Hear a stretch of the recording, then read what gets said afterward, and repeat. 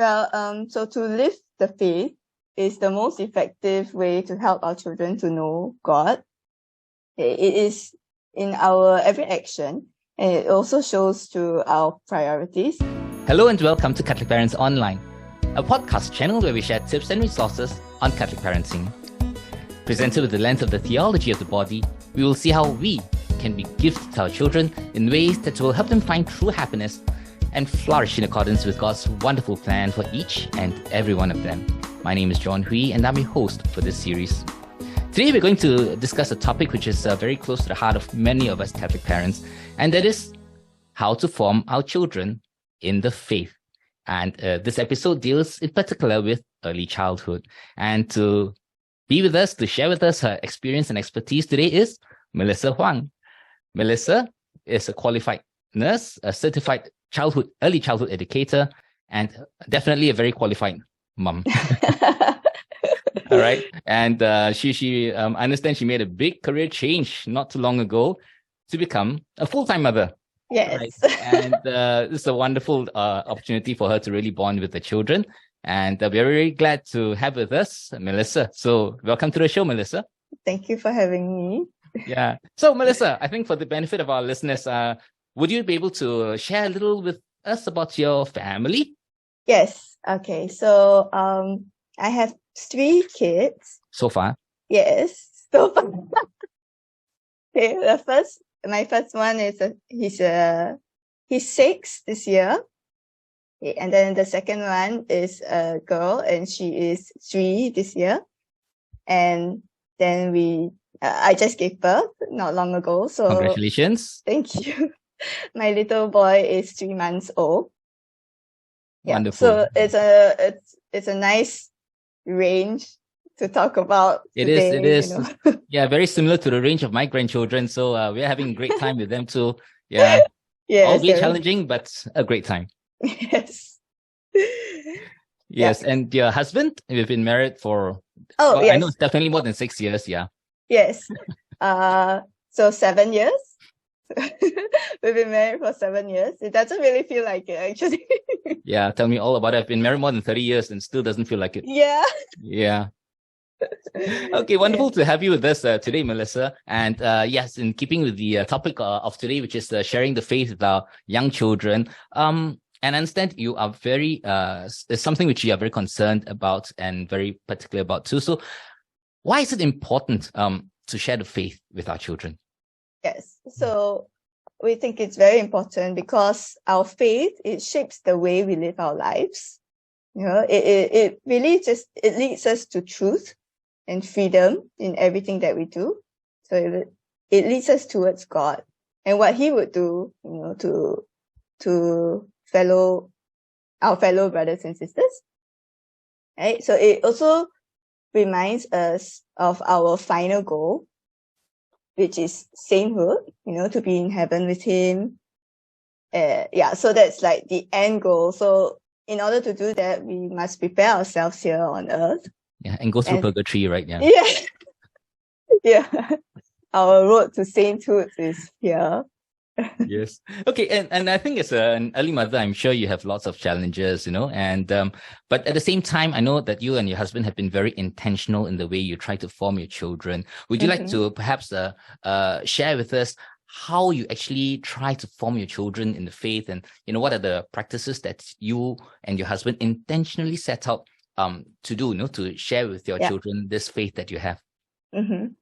So our highest priority is definitely bringing our children for Mass, because that's where the sacraments are there, you know, and it's so rich just being in church, you know, and together with the whole congregation. So recently we shifted to St. Joseph, Victoria Street. So we've been going there for Mass. It's a change for us, right? But the first time that they went in, our kids went like, wow, you know, because they were so immersed in the beauty of just the church, you know. That's newly renovated, right? The newly renovated St. Joseph's Church. Yes. And what is different is also that there are statues of saints around, and so that really caught their attention as well. Yeah. Okay, so we had a short commercial break there where Melissa had to attend to the baby for a while, and we're back with the baby. Yes.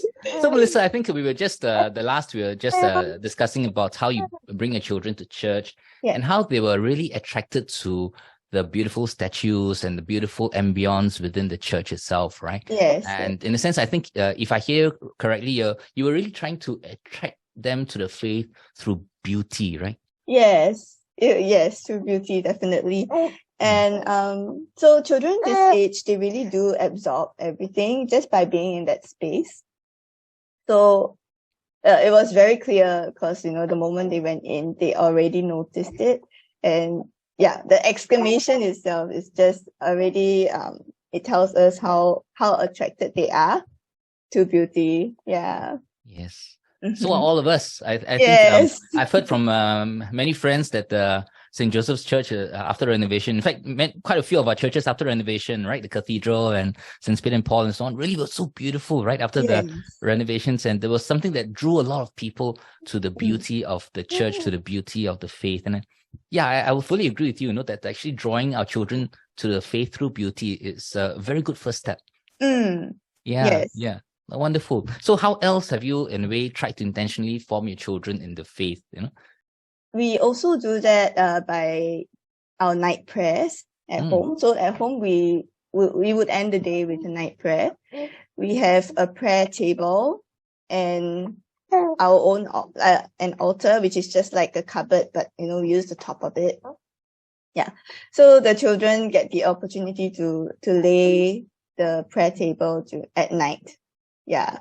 So we have the cloth that goes according to the liturgical calendar, then a candle, a snuff, and the statues of Jesus and Mary. And so those are not really heavy, just small ones, so that it's good for their their hands. And it's not breakable. Yes. Yeah. So it looks like you do, in a way, get them to actively participate in the family prayers as well.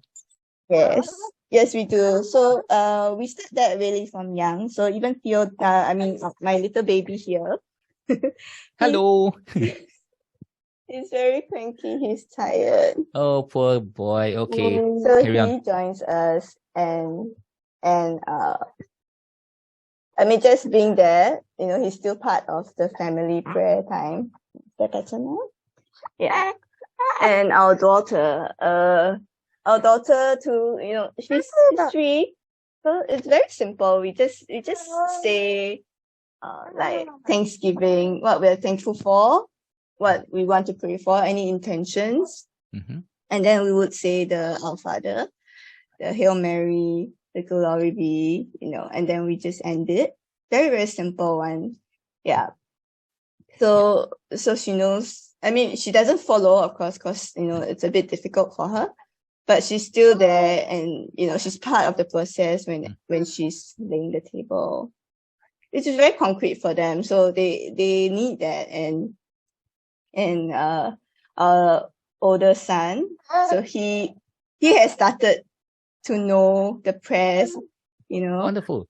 Yes. So it's not like I memorize it, but it's more like, they just follow. They absorb everything like a sponge, Yeah. Their brain's definitely much better than mine right now, Yeah. Just absorb everything. Yeah. It's really amazing how they pick up things so easily. Yeah. So it just becomes natural to them. Yeah. So really the practices that we do, what we model and stuff, what we show is priority to us. It becomes priority to them. It becomes something that it's part of their lives, basically living it. Yeah. Wonderful, right? Yeah. And so it seems to me that the other keyword that you brought out was actually modeling. Right? Yes. When they see you actually practicing the faith and how important faith is to you, they too will tend to be more aware of the fact that the faith is so important to the family. Yes. Yeah. Okay. Wonderful. That's good. But I'm sure with young children, I'm sure you would have the experience that I used to have, right? Mm-hmm. Which is, what are the challenges, right, that you faced when you try to form them in the faith, gathering them for family prayer, bring them to church and in other areas of your life? Oh, yeah, definitely. We can start with church first. Sure. Yeah. Yeah. It was a real challenge, especially when we only had one of them, because it was new to us, and we didn't know really what to expect. Mm-hmm. So there were good and challenging moments, and the challenging ones really were trying, but I feel like a lot of times it's also our own expectations. Mm-hmm. Yeah.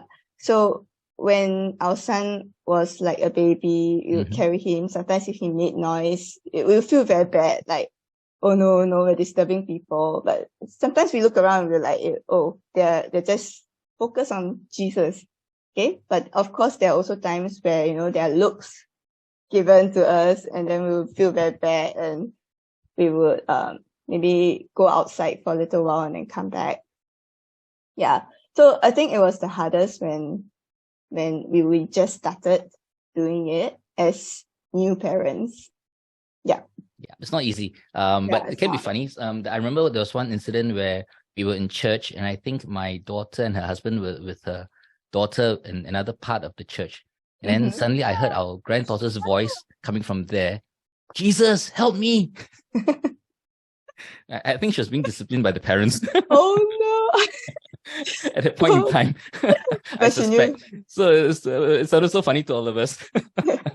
She knew to call out for help. Yeah, that's right. That's like, call out for help. Who else but Jesus, right? Yeah. Yeah. Okay. And even in when our kids were younger and we brought them to church, I remember it's always the challenge to keep them quiet and and safe from moving out of the pews and all that. So I remember what my wife and I used to do when our kids were young, to actually sit near the front and right in the middle of the pew, and we would actually tell them, look, on the right is a very fierce uncle, on the left is another very fierce auntie. Don't try moving to either side, okay? Stay here with us, Yeah. And if you ever try and misbehave, look, in front is father, he might scold you anytime. I must apologize to all the priests for what I said. So it was effective. I don't know. I'm waiting for more feedback from my children now, if they remember. Yeah. So so overcoming this was not easy, wasn't it? Yes. And there was this moment. There was this moment where I met an Canossian nun outside. And I was feeling really bad about making noise together with I was with my toddler son then. And she was like, oh, it's no problem at all, Jesus said, let the little children come to me. And that, so sweet. Yeah, and it really made a lot of difference, like, our own, it calmed me down, and it made me feel like, oh yeah, I'm doing this for a reason. I should continue doing this, Yeah. Well, it seems that the support from the other members of the church is so important, right, in this, to help young parents be able to not feel bad about bringing our children to church as part of the journey of forming them in the faith, isn't it? Yes. It does help. Even a simple smile helps. Sometimes when we turn around and people are smiling at our kids, even though they've made a ruckus, and it really I'm familiar helps. with that feeling. Yeah. Yeah. So when people empathize with us, it really does help. Yeah. Rather than give looks of disapproval, right? Yeah. Yeah. Which makes it so difficult for young parents, to want to bring their children to church, even though that's what they really want to do. Yes, because it's a struggle. Because last time we had the privilege of just listening, being still, but now we are dealing with people. I mean, little children at our feet. Running around, not running, but like moving around. Yeah, so and under the benches too. Correct. So it's the distractions that we have to deal with, because they are also our kids, so we are also responsible for them. Yeah. And God's children, yeah. Yeah, so whom He wants to see and embrace and love.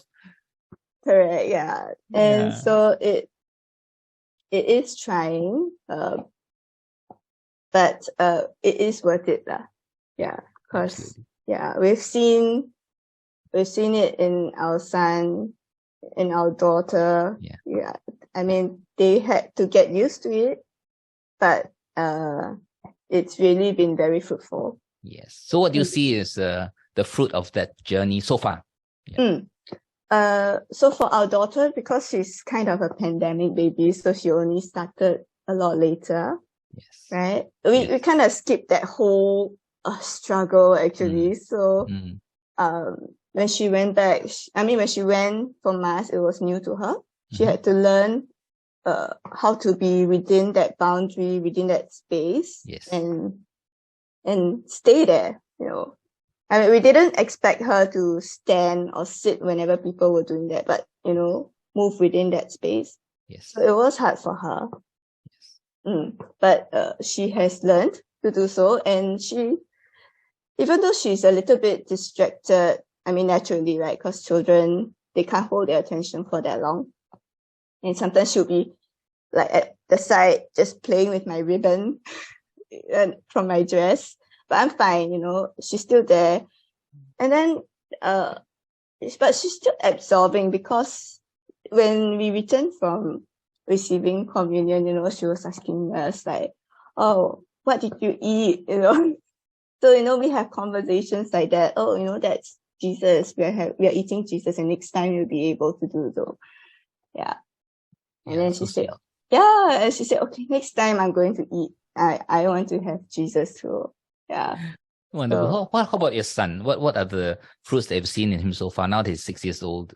Okay, yeah. So he's very observant, and I think children this age, they pick up things that sometimes we would miss. And things like, there was this once during Christmas, it was a Christmas Mass, during the Gloria, they were ringing the bells, and he's like, oh, how come they're ringing the bells now? Like, why didn't they ring the bell, during normal, like in ordinary time? Yeah. And so again, that kind of conversation we had, we could tell him why, and things like that. Yeah. So we've had a lot of conversations about Mass. Right. So it looks like the opportunities you've created through bringing your children to Mass, praying together, and other, practices of the faith have given the opportunities to answer the questions that keep on coming up in their minds, right? And that, in a way, helps to continue to form them in the faith as well. Yes, because as they get older, they also want to know more. Why does this happen? What's happening? What's the difference? Etc., etc., And he has asked some really, really good questions. Just by reading even random things, like we were reading about kings, right? And then we were talking about the king in last time there's a king in China and stuff. And then he asked, is God a king? So this kind of questions just like pop out. Because, he's so, the faith is about us, and it just comes out. Like, he wants to know. So I hear that God, I'm sure he picked it up, the King of Kings and stuff like that. He picks it up, and then it's stored in his memory. And then suddenly when you're saying king, oh, is God a king? And then we have conversations about that, and then it leads from one thing to another. Yeah. Wonderful. Yeah. So things just lead on from one to another when you allow the time and the opportunity to let them bring it up. Yes. So it actually led to why did he come to us? This kind of questions. So it's quite amazing, and I am sometimes thrown. Like, it's like testing my theology. They can ask the most intelligent questions I can imagine. Yes. Yeah. But it's a good opportunity, I guess, for us to really try to learn more about our faith too, right? Yeah. Yes, correct. Yeah, like I always share with my children that what I know about our faith is just probably less than 1% of what the entire faith is all about. I mean, with all the materials and the teachings and the rich, really materials that the church has provided us over 2,000 years, I think what I know is just only very minuscule. So I always tell my children, it's just less than 1% of what the church really has. So we should continue to search for this endless treasure, it will never end. Definitely, yes. And I think we shouldn't feel bad that we don't know everything, because it's so rich. It's endless. It is. That's just the wonder of God's wisdom and truth, isn't it? Yeah. Yes. Yeah. Now I can imagine for your husband and yourself being so busy and with the children and him with work as well. How do you all, in a sense, make time to nourish your own faith amidst all this busyness that you and your husband have, with home and with work and everything? Yeah. So of course it's going to look a little bit different now. Last time we used to be able to sit and pray together. I think that's ideal, and we would love that also. But sometimes life is just chaotic, and welcome to parenthood. Yeah. So it's really those little pockets of time, and I think it's okay for our children. In fact, it's good for our children to see us communicate and fill each other's cup as well. Yeah. So how we do so is really through conversations. Sometimes we would be talking, like I would ask my husband a lot about the faith, like theological questions, and I can see and look at my son listening from behind, because sometimes he's in the car or like over dinner, and then they'll be asking some questions as well. Yeah. So, that's one for the faith. And, in day-to-day life, we just try to look out for each other, because sometimes one of us is more tired than the other, and then the other will just pick it up and do a little bit more. It's like wonderful, sacrificial love. As Christ loves his church. Yes. Yeah, indeed. That's why it's a sacrament, isn't it? Yeah, that's really wonderful to hear, Yeah. And so nourishing your marriage and everything, how do you sort of do that, right? Besides praying together with the children and then helping each other out, I'm sure you would have yearned for a lot of couple time as well, right? And yes. And after all, the marriage is a very important pillar for the family. It is, and then this is where the children see and they are nourished by it, and they are motivated and encouraged and strengthened by your marriage. So how do you and your husband also try to nourish your marriage now that the children are in the picture? So we do take like short dates sometimes, but it's difficult because we have 3 of them. Even though our parents and my in-laws are very, very supportive, sometimes my husband is busy, and we would do that during his holidays, which is like June, December, and the school holidays. We'll try and find time to just have dinner. But the funny thing is, over dinner we'll be talking a lot about our kids. Then we'll be like, oh, we miss them, how we hope they're next to us, and, eating together with us and stuff. Isn't it true? Yeah. Yeah, isn't it true, right? Yeah. Yeah. Okay. Do you have actually like any groups of other young parents whom you all interact with, and who perhaps are able to help each other out in terms of times when one set of parents finds difficulty? Let's say if you are sick or you need a bit of time out. Do you all have a kind of like an arrangement like that? Oh, definitely. My sister and my brother-in-law, so they're the godparents of my children, our children. So there was once where, the latest pregnancy was really difficult for me, and everyone had to step in because I wasn't feeling good, especially like the first trimester and the last trimester. So my parents, my in-laws, and their godparents, they took turns to pick them up from school and all. So that's a really strong support network that we have. Wonderful. Yeah. And when I'm over at my in-laws, my sister-in-law and my brother-in-law would play with them, play with the kids while I rested at the sofa. But I mean, even these little small things it makes a lot of difference, and it just doesn't feel like everything is on me. I have that time to recuperate and rest and really truly surrender, because it's so difficult. I can imagine.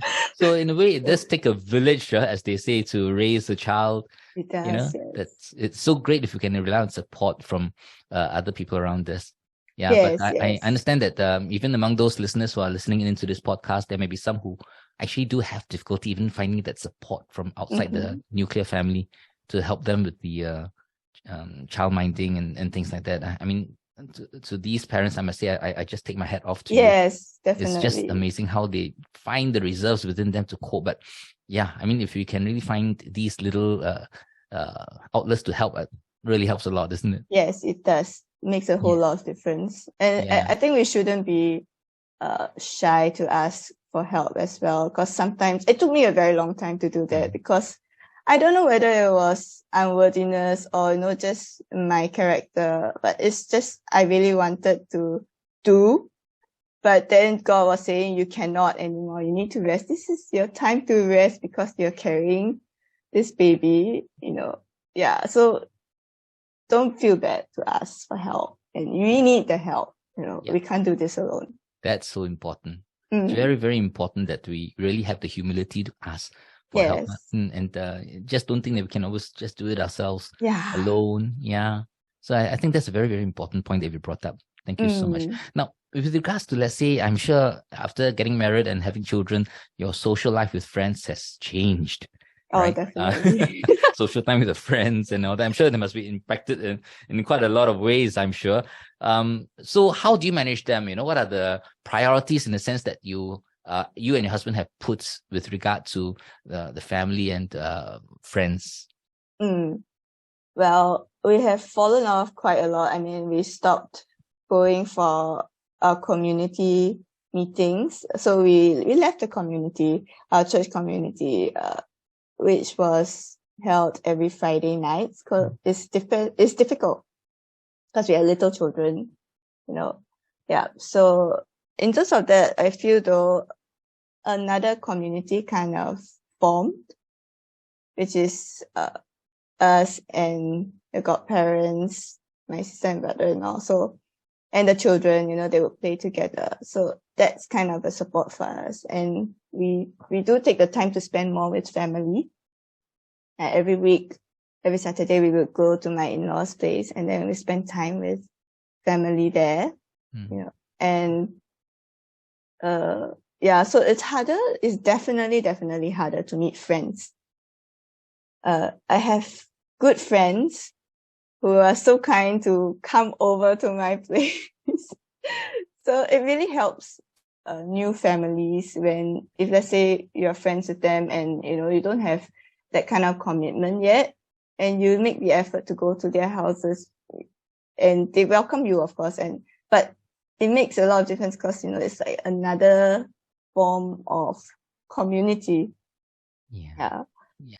So it seems that this kind of like community tends to evolve as you become parents, right? That you perhaps move towards a community whereby there is that perceived support for yourself and the children as well, for each other. So if you can have this kind of like a little community where you have other young couples and other young people, other people, who are keen to help out, with the children, and they come together. I think in a sense, the focus is also on the children in a sense, yes, right? Yes. Yeah. And I think when the kind of a community that has evolved that helps with this aspect of parenting, it would be very useful for young parents, you think? It would, yeah. And I think because when everyone's together, the kids kind of gravitate towards each other once they get used to each other and they know each other. And then they become their own babysitters for one another, and the parents can have some like adult time, talking. Yeah. So they form their own cell group, Yeah. Yeah. And it's nice to watch them, their dynamics, even though there'll be fights, there'll be quarrels, but there'll also be laughter, joy. I mean, it all comes together, right? One package. Yes, it is. Yes, it is. Yes. The roses and the thorns, they all come together. Yes. Yeah, wonderful. So before we end, perhaps do you have any tips to share with young parents before we end this podcast? Any other tips that besides those we've mentioned so far? Well, so to live the faith is the most effective way to help our children to know God.